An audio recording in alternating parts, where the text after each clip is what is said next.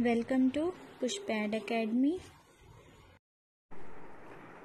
Hello दोस्तों, आज हम पढ़ेंगे नया चैप्टर जिसका नाम है फिजिकल एंड केमिकल चेंजेस। जैसे कि मैंने आपको लास्ट चैप्टर में बताया था, नेक्स्ट चैप्टर हम इसी का पढ़ेंगे। ये क्लास 7 का चैप्टर है।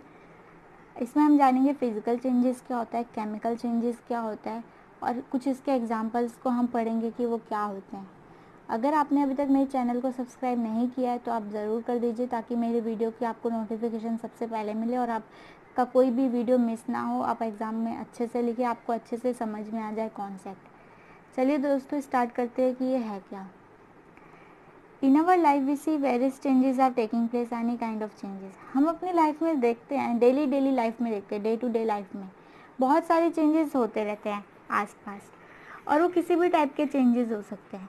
इसीलिए हमने इन चेंजेस को दो भागों में रखा है, एक है फिजिकल चेंजेस और दूसरा है केमिकल चेंजेस। फिजिकल चेंजेस क्या होते हैं? ऐसे चेंजेस जिसमें कोई भी नया सब्सटेंस फॉर्म नहीं होता है, वो उसी में ही वो चेंज होता रहता है, लेकिन वो उसमें से कोई न्यू सब्सटेंस, कुछ अलग सा प्रोडक्ट नहीं बनेगा।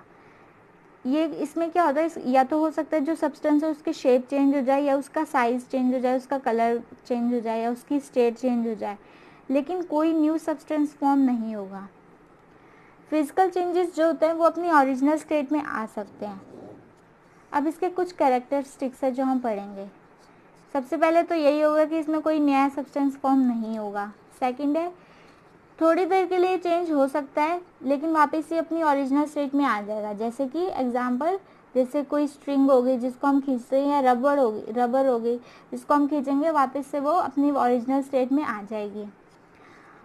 थोड़ी देर के लिए इसका कलर चेंज हो सकता है, लेकिन फिर वापस से वो रिवर्सिबल है, मतलब वो वापस अपनी स्टेट में आ जाएगा, ओरिजिनल स्टेट में आ जाएगा। इसमें बहुत छोटी अमाउंट में एनर्जी या तो इवॉल्व होगी या एब्जॉर्ब होगी, ये सब्सटेंस के ऊपर डिपेंड करेगा। अब हम पढ़ेंगे केमिकल चेंजेस। ये ऐसे चेंजेस होते हैं जिसमें नया सब्सटेंस फॉर्म होता है। In this changes new substance will form. ये कैसे होता है? जब कोई भी दो सब्सटेंस रिएक्ट करते हैं एक नया प्रोडक्ट फॉर्म करने में। जैसे रिएक्टेंट रिएक्ट करेंगे और इससे हमें क्या मिलेगा, एक नया प्रोडक्ट मिलेगा जिसको हम बोलते हैं प्रोडक्ट।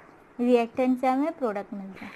आइए इसको एग्जांपल के थ्रू समझते हैं, काफ़ी अच्छे से समझ में आएगा। फिर ये हमने एक एग्जांपल लिया है रस्टिंग ऑफ आयरन। अगर हम कोई भी आयरन का पीस ले लेते हैं और उसको हम ऐसे थोड़े टाइम के लिए बाहर खुला छोड़ देते हैं ओपन एयर में, तो हम देखेंगे कि थोड़े दिनों बाद उसमें क्या होगा, एक ब्राउन सी कोटिंग हो जाएगी, एक लेयर सी लग जाएगी उसमें, जिसको हम बोलते हैं रस्ट। और ये जो ब्राउन की कोटिंग लगने का ये जो फॉर्मेशन होता है, जो प्रोसेस होता है, उसको हम बोलते हैं रस्टिंग ऑफ आयरन। क्यों? क्योंकि ये आयरन के सब्सटेंस में ही लग रही है रस्ट। अब रस्टिंग है क्या? The process of formation of rust on substance is called rusting. क्या है रस्टिंग? ऐसा प्रोसेस जिसमें किसी भी सब्सटेंस में, किसी आयरन सब्सटेंस में रस्ट फॉर्म हो रही है, उसको हम बोलते हैं रस्टिंग। आपने देखे होंगे एग्जाम्पल के लिए, जैसे आप पार्क में गए होंगे, वहाँ के आयरन के गेट्स, जो कोई गेट वगैरह होंगे जो आयरन के होते हैं, उनमें आपने देखा होगा कि रस्ट लग जाती है, ठीक है। और जो ओपन एयर में प्रेजेंट होते हैं उनमें। और कुछ एग्जाम्पल आइए जानते हैं इसमें। ये हम केमिकल चेंजेस के एग्जाम्पल पढ़ रहे हैं, मैं आपको याद दिला दूँ। आइए पहला एग्जाम्पल हम जानते हैं इसका। एक और बहुत एग्जाम्पल है, मैंने आपको 2-3 ही बताए हैं डिटेल में। जब बेकिंग सोडा को हम रिएक्ट करेंगे विनेगर के साथ, जिसमें क्या है, एसिटिक एसिड प्रेजेंट होगा, तो क्या ये प्रोड्यूस क्या करेगा, कार्बन डाइऑक्साइड और कार्बन डाइऑक्साइड। जो कार्बन डाइऑक्साइड ये प्रोड्यूस करेगा, उसको हम फिर लाइम वाटर के साथ रिएक्ट करवाएंगे। तो जो लाइम वाटर होगा वो क्या है, उसका कलर क्या हो जाएगा, मिल्की कलर आ जाएगा। तो जो ये कैल्शियम कार्बोनेट है, ये फॉर्म होगा जब कार्बन डाइऑक्साइड लाइम वाटर के साथ रिएक्ट करेगा।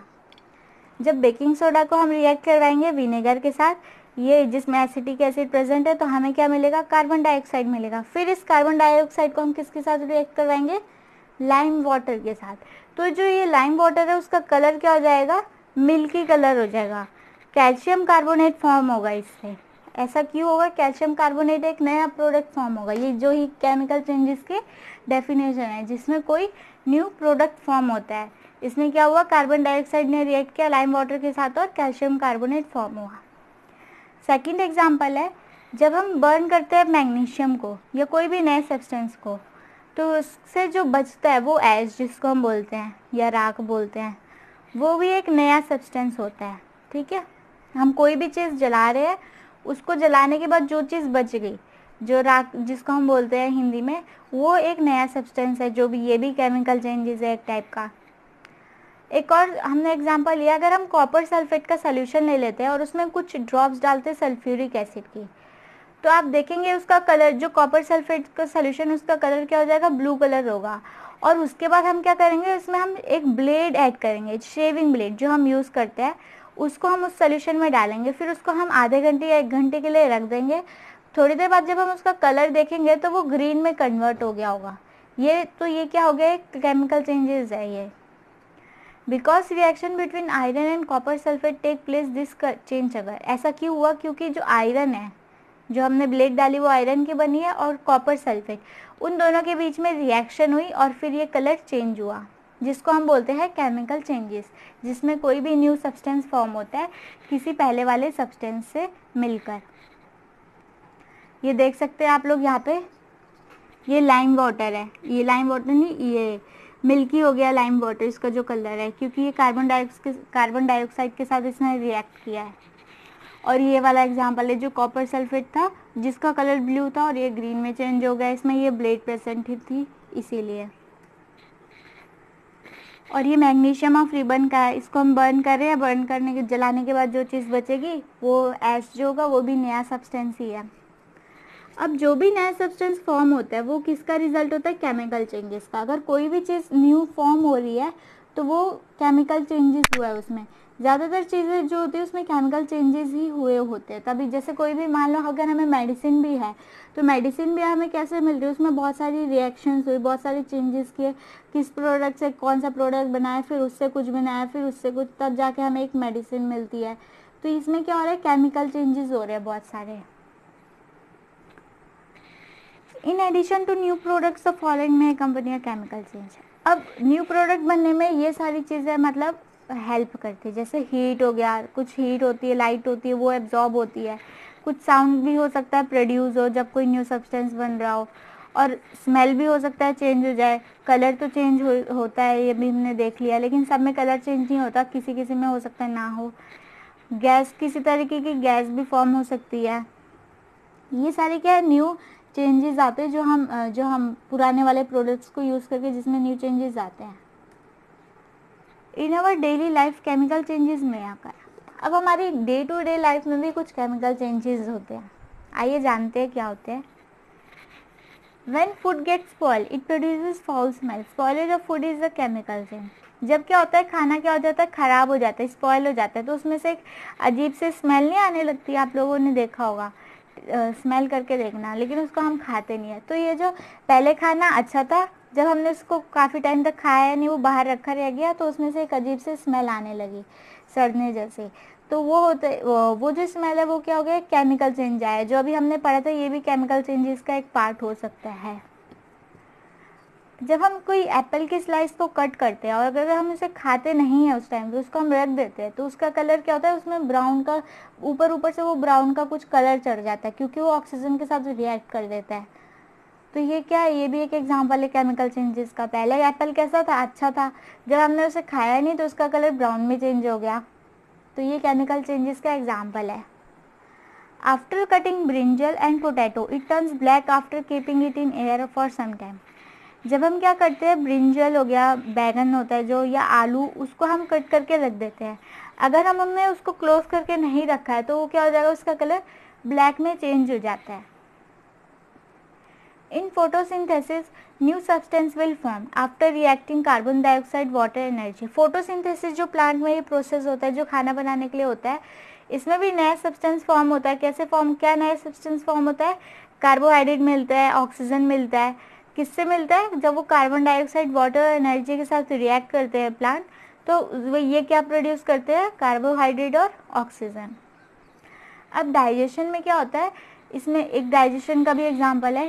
पहले हमारे पास जब हम खाना खाते हैं वो छोटे, मतलब बड़ा पीस होता है, फिर धीरे धीरे जाके वो छोटे छोटे पीसेस में कन्वर्ट होता रहता है। तो ये भी एक केमिकल चेंजेस का एग्जांपल है। एसिड बेस रिएक्शंस जो होती है उसमें हमने एसिड ऐड किया, बेस ऐड किया। तो पहले हमारे पास एसिड था, बेस था, जब हम उन दोनों को रिएक्ट करवा दिया हमने उन दोनों को, तो हमें क्या मिल गया, सॉल्ट और वाटर मिला। आइए दोस्तों, अब हम जानेंगे रस्टिंग ऑफ आयरन के बारे में। इसको हमने पार्ट 1 में पढ़ चुका है, अब हम इसमें और थोड़ा डिटेल में पढ़ेंगे इसको। इसमें क्या होता है रस्टिंग ऑफ आयरन में, एक हमारे पास आयरन है प्लस ऑक्सीजन है और उसके साथ साथ कुछ वाटर वेपर्स प्रेजेंट होंगे या वाटर कुछ थोड़ा वेट एरिया होगा। तो जब ये तीनों रिएक्ट करेंगे तो क्या फॉर्म होंगे, आयरन ऑक्साइड, और जिसको हम बोलते हैं रस्ट फॉर्म हो जाता है। इसको हम लिखते हैं Fe2O3, ये इसका केमिकल फॉर्मूला है। For rusting presence of oxygen and water is essential. अब रस्टिंग के लिए, रस्ट फॉर्म होने के लिए ऑक्सीजन प्लस वाटर दोनों ही इम्पॉर्टेंट है, इनके बिना रस्ट फॉर्म नहीं होगी। अब जो आयरन है वो बहुत सारी चीज़ों के बनाने के लिए यूज़ होता है, जैसे ब्रिजेस बने होते हैं बहुत सारे इससे, शिप्स वगैरह, कार, ट्रक, बॉडीज़, ये सब भी आयरन का इसमें इस्तेमाल होता है बनाने के लिए इन सारी चीज़ों को। और भी बहुत सारे आर्टिकल्स है जो बने होते हैं।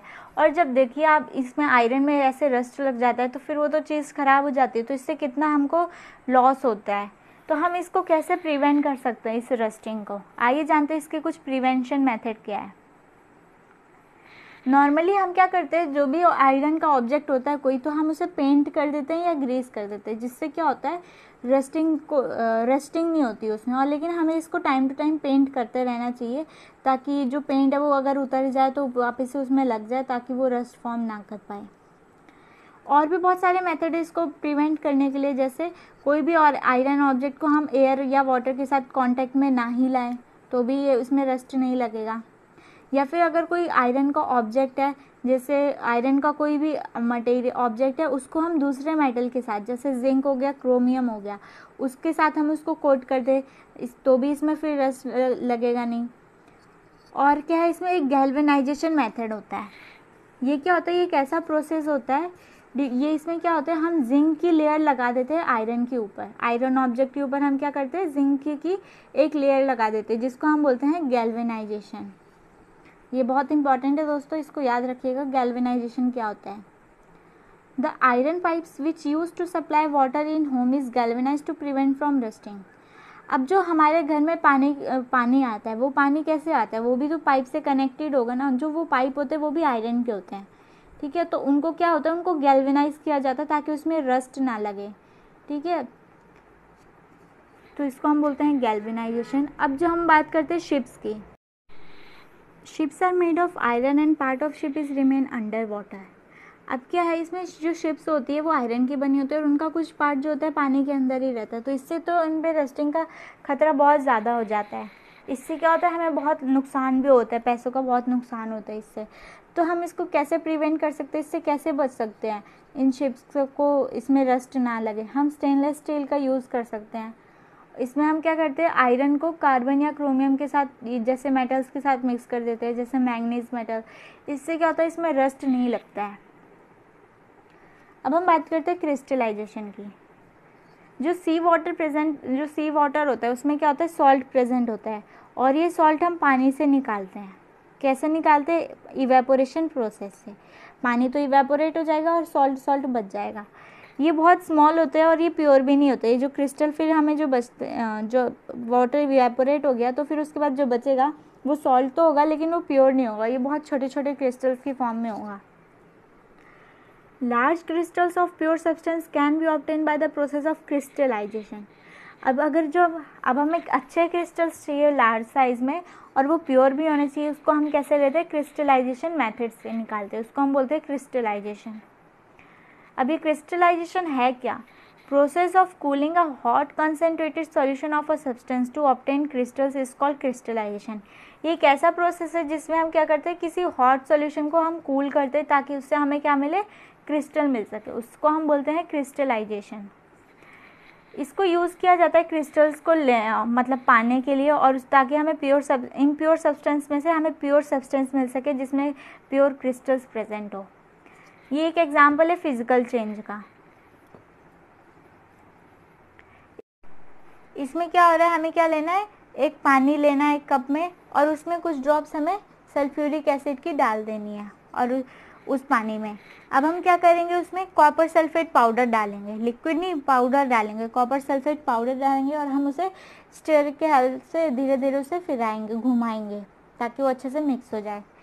उसके बाद क्या होगा, जो कॉपर सल्फेट है उसको हम तब तक मिलाएंगे जब तक उसमें और वो डिज़ोल्व नहीं हो पाता है। मतलब ये एक बार हमने ये चीज़ भी पढ़ी थी जिसको हम बोलते हैं सैचुरेटेड सोल्यूशन। ये हमें इसको तब तक मिलाना है जब तक वो एक सैचुरेटेड सोल्यूशन ना फॉर्म करे। सैचुरेटेड सोल्यूशन क्या था, जैसे कॉपर सल्फेट है उसको हम पानी में तब तक मिलाएंगे जब तक वो डिज़ोल्व ना, मतलब इतना मिला देंगे कि वो डिज़ोल्व होते जाए, फिर एक पॉइंट है जहाँ पे वो डिज़ोल्व ना हो, वो नीचे सेटल हो जाए, हमें उसको इतना ऐड करना है। उसके बाद क्या करना है, हमें उस सॉल्यूशन को फ़िल्टर कर लेना है और उसे ठंडा होने के लिए रख देना है। फिर जब हम उसे फ़िल्टर किया हुआ सब्सटेंस देखेंगे, जब वो ठंडा हो जाएगा तो उसमें हमें देखने को मिलेगा कॉपर सल्फेट के क्रिस्टल फॉर्म हो रखे होंगे। आप देख सकते हैं यहाँ पे ये क्रिस्टल्स फॉर्म हो रखे हैं नीचे। जब हम इसको फ़िल्टर करेंगे तो और अच्छे से दिखेगा। तो स्टूडेंट्स इस चैप्टर में बस इतना ही है।